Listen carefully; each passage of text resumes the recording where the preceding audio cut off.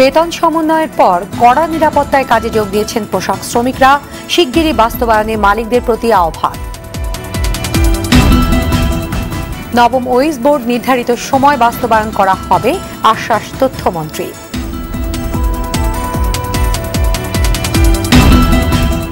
একাদশ সংসদে সংরক্ষিত নারী আসনে মহাজোটের মনোনয়ন প্রত্যাশীদের দৌড়ঝাঁপ, অতীত দেখে বিবেচনা বলছেন নীতি নির্ধারকরা।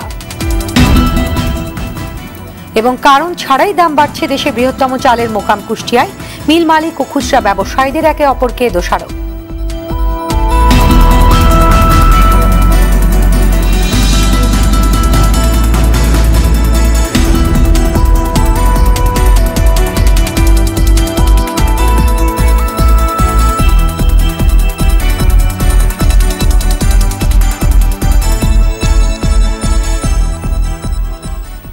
আসসালামু আলাইকুম, স্বাগত জানাচ্ছি আরটিভির দুপুরের সংবাদে। শুনছিলেন মার্কেন্টাইল ব্যাংক শিরোনাম। আপনাদের সঙ্গে আছি আমি শারমিন ইফফাত।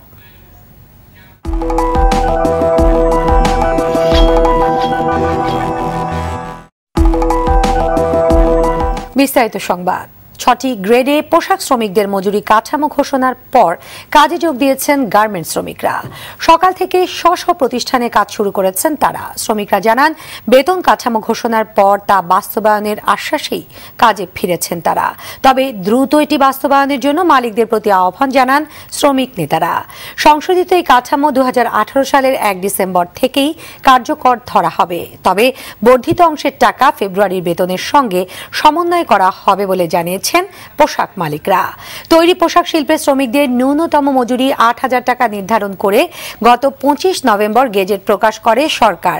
ডিসেম্বরের 1 তারিখ থেকে তা কার্যকর করার নির্দেশনা দেওয়া হলেও বাস্তবায়ন না হয় ধর্মঘটে যান পোশাক শ্রমিকরা।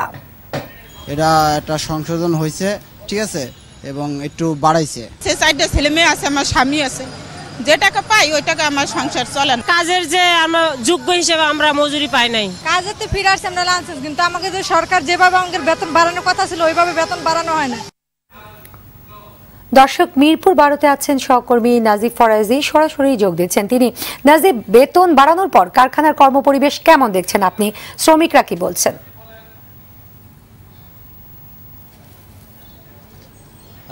শারমিন, শ্রমিকরা কিন্তু আজ ঢাকা এবং রাজধানী সহ ঢাকা এবং আশুলিয়া, সাভার সব জায়গায় শ্রমিকরাই কিন্তু কাজে ফিরেছেন। তো আমি রাজধানীতে রয়েছি এবং রাজধানীর চিত্রটা যদি আপনাকে জানাই, যে এখানকার শ্রমিকরা সকাল 8টায় যে তারা তাদের কর্মস্থলে যান সেটি তারা গিয়েছেন এবং এখন তাদের লাঞ্চ বিরতিতে তারা আবার বের হয়ে তারা তাদের লাঞ্চ করতে গিয়েছেন। কেউ কেউ তাদের কর্মস্থলে ফিরেছেন, আবার কেউ কেউ ফিরে আসছেন। তো এখানে গতকালকে যে বেতন সমন্বয় করা হয়েছে সেখানে সর্বনিম্ন যেই গ্রেডটি রয়েছে সেটি গত ডিসেম্বরে 2700 টাকা 2700 টাকা বাড়িয়ে যে 8,000 টাকা করা হয়েছে সেটি ঠিক রাখা হয়েছে। এরপর উপরের দিকে প্রথম থেকে ষষ্ঠ যেই 6টি গ্রেড রয়েছে সেই 6টি গ্রেডে সমন্বয় করা হয়েছে এবং সেই 6টি গ্রেডে সর্বোচ্চ সমন্বয় করা হয়েছে 250 টাকা। তো এর আগে কিন্তু এই 6টি গ্রেডে সর্বনিম্ন 2700 থেকে ডিসেম্বরে আপনার 4,500 টাকা পর্যন্ত বাড়ানো হয়েছিল। তো এখন যেই সমন্বয়টি করা হয়েছে নতুন, যে সেই সমন্বয়টির ফলে শ্রমিকদের ভেতরে, আমি শ্রমিকদের সঙ্গে কথা বলেছি, শ্রমিকদের ভেতরে তারা বলছেন যে তাদের যেই প্রত্যাশা ছিল, প্রত্যাশা পুরোপুরি ফুলফিল করা হয়নি, পূরণ করা হয়নি। আর তারা বলছেন যে তারপরেও যেহেতু তারা যেই প্রতিষ্ঠানে কাজ করেন, যেসব গার্মেন্টসে কাজ করেন, তাদের মালিকরা তাদেরকে আশ্বস্ত করেছেন যে তাদের বেতন বাড়ানো হবে, তাদের সুযোগ সুবিধা বাড়ানো হবে, যে কারণেই তারা তাদের কাজে ফিরেছেন। আর আরেকটি বিষয় হচ্ছে, এখানে যেই গার্মেন্টসের মালিকরা রয়েছেন তাদের সঙ্গে সবার বক্তব্য হচ্ছে যে সব বিজিএমইএ এবং সরকার শ্রমিকদের মিলে যেই সিদ্ধান্ত হচ্ছে, সমন্বিত সিদ্ধান্ত, সেই সিদ্ধান্ত মেনেই তারা আসলে শ্রমিকদের বেতন ভাতা পরিশোধ করবেন।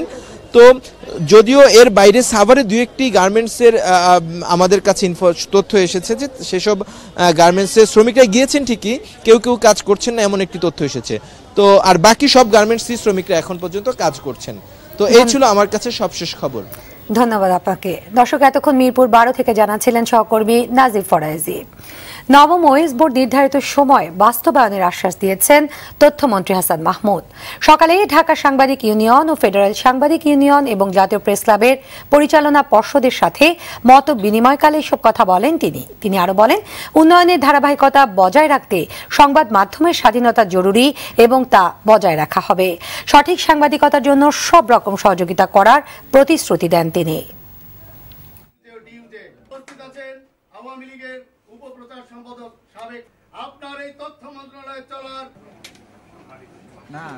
আপনাদের কোনো অভাব অভিযোগ থাকলে আমাকে সরাসরি বলবেন। কোনো কারণে যদি কেউ কষ্ট পেয়ে থাকেন বা সেটি আমাকে সরাসরি বলবেন।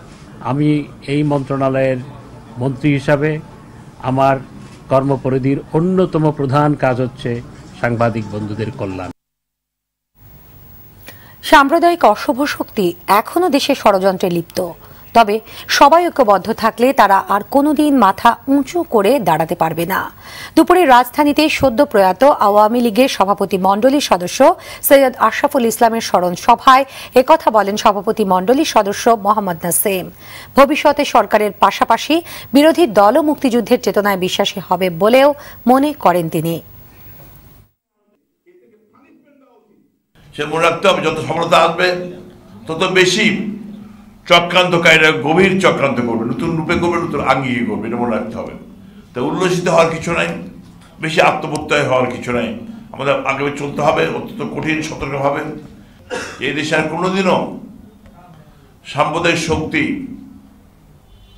কোনোদিনও মৌলবাদ, এই অশুভ শক্তি আর মাথা চুলে দাঁড়াতে পারবে না। বিএনপি কাজকে ভুল স্বীকার করে এগোতে হবে। একাদশ সংসদের সংরক্ষিত আসনের সদস্য হতে মহাজোটের প্রায় 200 নেতাকর্মী ও সমর্থক প্রত্যাশায় রয়েছেন। এরই মধ্যে দলের শীর্ষ পর্যায়ের সমর্থন পেতে বিভিন্নভাবে চেষ্টা চালিয়ে যাচ্ছেন তারা। নীতি নির্ধারকরা জানান, যারা দল ও সরকারের দুর্দিনে ত্যাগ স্বীকার করে বিভিন্ন সময়ে নিষ্ঠার সঙ্গে দায়িত্ব পালন করেছেন, এমন প্রার্থীরাই পাবেন চূড়ান্ত মনোনয়ন। আরও জানাচ্ছেন এহতেরামুল হক। নির্বাচন এবং সরকার গঠনের পর এবার আলোচনায় একাদশ জাতীয় সংসদে সংরক্ষিত মহিলা আসন। এমপি পদে আগ্রহীদের তালিকায় আছেন রাজনীতি, শিল্প, সাহিত্য, সংস্কৃতি সহ নানান শ্রেণী পেশার মানুষ। রাজনীতিতে চেনা মুখের পাশাপাশি নতুনরাও আগ্রহী দলীয় মনোনয়ন পেতে। 4 দলীয় জোট সরকার ও 1-11 দুর্দিনে দলের পাশে থাকা তরুণ কর্মীরাও জায়গা পেতে চান একাদশ সংসদে। এবার অনেক তরুণ নেতৃত্বকে প্রাধান্য দিয়েছে। সেক্ষেত্রে আমি আশাবাদী, আমাদের মতো যারা তরুণ, যারা উদ্যমী, যারা পরিশ্রমী, যারা ত্যাগী, তাদেরকে সামনে এগিয়ে দিবেন। আমি যদি মনোনীত হই, অবশ্যই সততা নিষ্ঠার সাথে কাজ করে যাব এবং যে উন্নতির সোপানে দেশ চলেছে তা আরও এগিয়ে নিয়ে যাব। এদিকে জেলা কোটার সমন্বয়ের জন্য 10ম সংসদের অনেক এমপি বাদ পড়তে পারেন। জাতীয় সংসদে সংরক্ষিত মহিলা আসন বাড়ানোর দাবিও জানান মনোনয়ন প্রত্যাশীরা। যদি জননেত্রী শেখ হাসিনা যদি মনে করেন যে অভিজ্ঞ, মেধা, সৎ, যোগ্য ব্যক্তিকে নিয়ে আসেন, তো আমি কিন্তু একটা দাবিদার। জননেত্রী শেখ হাসিনার কাছে আমার আকুল আবেদন, তিনি যেন কমপক্ষে এবার হলে উনি 10টা আসন বাড়ান। যারা আন্দোলন সংগ্রামে অগ্রণী ভূমিকা পালন করেছে, যারা ত্যাগ স্বীকার করেছে, মামলা খেয়েছে, জেল খেটেছে, নির্যাতিত হয়েছে, তাদেরকে বেশি করে মূল্যায়ন করা হোক। আওয়ামী লীগের নীতি নির্ধারকরা জানান, নতুন নেতৃত্ব তৈরি এবং সুযোগ দেওয়ার জন্য এবার সংরক্ষিত আসনে প্রাধান্য পাবে নতুন মুখ। সেই সঙ্গে নবীন প্রবীণদের সমন্বয়ে সংরক্ষিত আসনগুলো পূরণ করা হবে। অবশ্যই আমাদের নারী আন্দোলনের যারা গতিশীলতা নিয়ে আসতে পারবে, নারী সমাজকে এগিয়ে নেওয়ার ক্ষেত্রে যারা গুরুত্বপূর্ণ ভূমিকা রাখতে পারবে। এবং আপনি জানেন যে আমাদের দলের অনেক ডেডিকেটেড নেত্রী আছেন যারা দীর্ঘ সময় বিভিন্ন নির্যাতন নিপীড়নের শিকার হয়েছে দল করতে গিয়ে। তো এই বিষয়গুলো তো প্রাধান্য পাবে বলে আমি মনে করি। এবার সংরক্ষিত 50টি নারী আসনের মধ্যে 43টি আওয়ামী লীগ, জাতীয় পার্টি 4টি ঐক্যফ্রন্ট 1টি এবং স্বতন্ত্র ও অন্যান্য দল মিলে পাবে 2টি আসন। চলতি সপ্তাহেই সংরক্ষিত নারী সংসদ নির্বাচিত করতে তফসিল ঘোষণা করবে নির্বাচন কমিশন। এহেতেরামুল হক, RTV, ঢাকা। কারণ ছাড়াই কুষ্টিয়ার দেশের দ্বিতীয় বৃহত্তম চালের মোকামে বেড়েছে চালের দাম, ফলে বিপাকে পড়েছেন নিম্নবিত্তরা। এদিকে চালের দাম বৃদ্ধির দায় একে অপরের উপর চাপিয়ে দিচ্ছেন মিলের মালিক আর খুচরা ব্যবসায়ীরা। কুষ্টিয়া থেকে স্টাফ রিপোর্টার শেখ হাসান বেলালের তথ্যচিত্রে জানাচ্ছেন অভি ইসলাম। নতুন বছর শুরুর এক সপ্তাহের মধ্যেই হঠাৎ করেই বেড়ে গেছে সব ধরনের চালের দাম। প্রথমে কেজিতে 2-1 টাকা বাড়লেও এখন তা 3 থেকে 4 টাকায় গিয়ে ঠেকেছে। চালের যোগানদাতা হিসেবে পরিচিত কুষ্টিয়ায় 48 টাকার মিনিকেট বিক্রি হচ্ছে 52 টাকায়, 39 টাকার কাজললতা বিক্রি হচ্ছে 43 টাকায়, আর 29 টাকার মোটা চাল বিক্রি হচ্ছে 32 টাকায়। চাল কিনতে গিয়ে হিমশিম খাচ্ছে নিম্ন আয়ের মানুষ। 35-36 টাকা ছিল সেই চাল এখন 40-42 টাকা। রাতে খাইতে খুঁটে 1 কেজি চালের দাম হচ্ছে। কিছুদিন আগেই নতুন চাল উঠলো, ধান উঠলো, এখনই যদি চালের দাম এত বেড়ে যায় তাহলে পরবর্তীতে তো যখন আরো ক্রাইসিস সৃষ্টি হবে, আমাদের ক্রয় সীমার বাইরে আরো চলে যাবে। দাম বৃদ্ধির জন্য খাজানগরের বড় মিল মালিকদের দায়ী করছেন চালের খুচরা বিক্রেতারা। এগুলো আসলে ধরুন মিলাররাই দাম বাড়ায়, বুঝছেন, মিলাররা দাম বাড়ালে তো আমরা কিনতে বাধ্য, কারণ আমাদের তো বিক্রি করতে হবে। প্রতিদিন 1 টাকা 2 টাকা যদি বৃদ্ধি হতে থাকে তাহলে আমরা কিভাবে ব্যবসা করবো আর কাস্টমাররা কি আমাদের কাছ থেকে কিনবে? গত সপ্তাহে চাউল কিনলাম একরকম, এই সপ্তাহে কেনার জন্য আসছে, এখন দেখছি দাম বেশি। তবে মিল মালিকদের অভিযোগ অবশ্য উল্টো। যারা গ্রুপ অফ ইন্ডাস্ট্রিজের মালিক তাদের পক্ষে এটা সম্ভব হলেও হতে পারে, সাধারণ অটো মিল বা হাস্কিং মিলারদের পক্ষে এটা সম্ভব নয়। হঠাৎ ধানের বাজার বেড়ে যাওয়ার কারণে চাউলের বাজার কিছুটা বেড়েছে। এখন কয়েকদিন ধরে ধানের বাজারও কমে গেছে, চালের বাজারও 2 টাকা কেজিতে কমেছে। আসলে বাজার বাড়ার পিছনে মিল মালিকদের তেমন একটা দায়ী করাটা ভুল। অন্যদিকে কৃষকরা বলছেন লাভে নয় লোকসানেই বিক্রি হচ্ছে ধান। যদি এরপরে আরো কমে তাহলে চাষি আরো শেষ, কিন্তু একটু ভালো হলে বেশি হলে ভালো হয় চাষির জন্য। আমরা 820 টাকা 30 টাকা এরকম বেশিছি, এসআই বেশি হওয়ার দরকার। এখন এ ধান তো চাষি পাশে খুবই অসুবিধা। চালের দাম সহনীয় পর্যায়ে আনতে এবং কৃষকের লোকসানের বিষয়টি দেখতে দ্রুত সেল গঠন করার জন্য সরকারের প্রতি দাবি জানান তারা।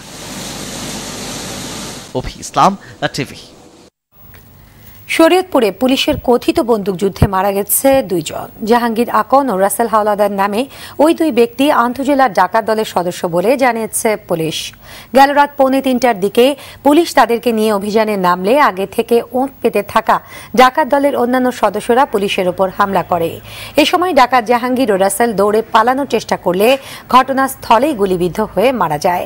ঘটনাস্থল থেকে একটি 1 শুটার গান, 9টি ককটেল, 8টি রামদা, 2টি ছোড়া, 3টি চাইনিজ কুড়াল এবং গ্রিল কাটার কেচি উদ্ধার করে। চুয়াডাঙ্গায় জেঁকে বসেছে হাড় কাঁপানো শীত। জেলায় মৃদু থেকে মাঝারি শৈত্যপ্রবাহ অব্যাহত রয়েছে। দিন দিন তাপমাত্রা হ্রাস পাওয়ায় বিপর্যস্ত হয়ে পড়েছে জনজীবন। তাপমাত্রা আরও কমতে পারে বলে জানিয়েছে আবহাওয়া অফিস। এদিকে কুড়িগ্রামেও টানা 8 দিন থেকে শৈত্যপ্রবাহ চলছে। সকালে সর্বনিম্ন তাপমাত্রা রেকর্ড করা হয়েছে 8 ডিগ্রি সেলসিয়াস। প্রচণ্ড ঠান্ডায় দুর্ভোগে পড়েছে শিশু, বৃদ্ধ সহ নিম্ন আয়ের মানুষ। শীতের কারণেই কমে গেছে খেটে খাওয়া মানুষের কাজ। এদিকে চলমান ইরি-বড় মৌসুমের চাষ সময় মতো শুরু করতে পারছে না কৃষক। কুড়িগ্রাম আবহাওয়া অফিস জানিয়েছে সপ্তাহ জুড়েই জেলায় মাঝারি ধরনের শৈত্যপ্রবাহ বয়ে যেতে পারে। এদিকে চুয়াডাঙ্গায় দিন ও রাতের তাপমাত্রা অস্বাভাবিকভাবে ওঠানামা করায় বেড়েছে শীতকালীন বিভিন্ন রোগ। ধারণ ক্ষমতার চাইতে রোগীর সংখ্যা বেশি হওয়ায় ব্যাহত হচ্ছে হাসপাতালের চিকিৎসা সেবা। মাঠের ফসল হয়েছে ক্ষতিগ্রস্ত। শীতার্তদের সহায়তায় সরকারিভাবে কম্বল বিতরণ করা হলেও প্রয়োজনের তুলনায় সামান্য। চুয়াডাঙ্গার প্রতিনিধি জহির রায়হান সোহাগের সহায়তায় সুরাইয়া মুন্নির রিপোর্ট।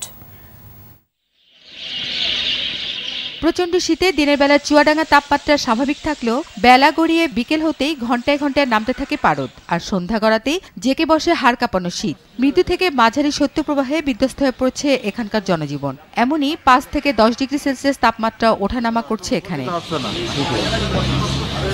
প্রচণ্ড ঠান্ডায় দেখা দিচ্ছে নানা রোগ। তাপমাত্রা হ্রাস পাওয়ায় হাসপাতালে প্রতিদিনই বাড়ছে নারী ও শিশুসহ ঠান্ডাজনিত রোগীর সংখ্যা। প্রতিদিনই এখানে ভর্তি হচ্ছে 60 থেকে 70 জন শিশু। এদিকে ঘন কুয়াশায় ব্যাপক ক্ষতি হচ্ছে ফসলের মাঠ।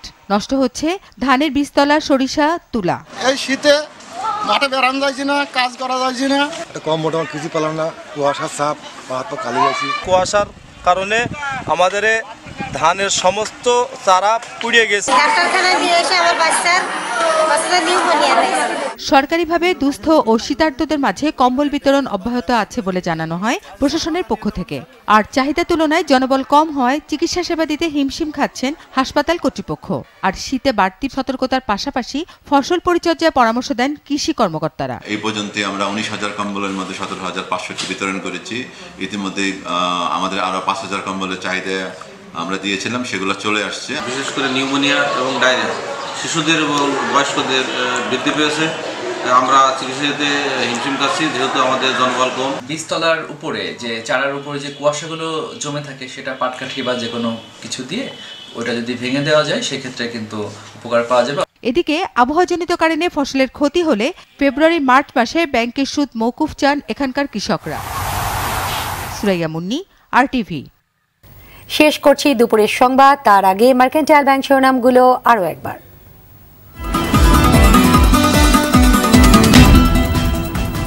বেতন সমন্বয়ের পর কড়া নিরাপত্তায় কাজে যোগ দিয়েছেন পোশাক শ্রমিকরা, শিগগিরই বাস্তবায়নে মালিকদের প্রতি আহ্বান। নবম ওয়েজ বোর্ড নির্ধারিত সময় বাস্তবায়ন করা হবে, আশ্বাস তথ্যমন্ত্রী।